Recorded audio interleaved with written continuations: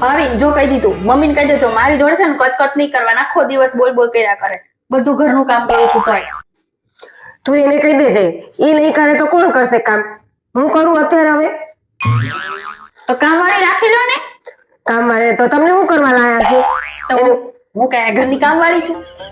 એને કહી દે કામ તો કરવું જ પડશે. હવે હું આવા ગઈઢે ગઈ પણ કામ કરી શકું?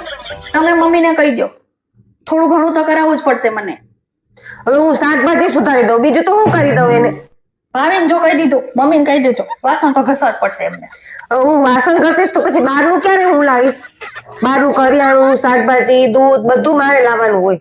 પછી છોકરા લેવા જવાનું, ઠાકોરજીની સેવા કરવાની, પછી બધું હું ક્યારે કરું? છોકરાએ મારે ભણાવવાના. હવે બધું તો કેટલે પહોંચાય મારી હતી? કોણે કીધું છોકરા ભાવિની મમ્મી ભણાવે છે? છોકરા તો હું ભણાવું છું. હું ભણાવું છું છોકરા. છોકરા હું ભણાવું છું. હું ભણાવું છું છોકરા. હું ભણાવું છું. હું ભણાવું છું. હું ભણાવું છું ભાવિન.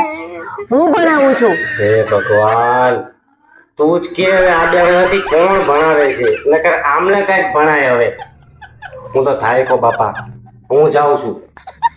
ના ભાઈ ના ના ના ના મારી વાત સાંભળો. ના ના ના ના, ના.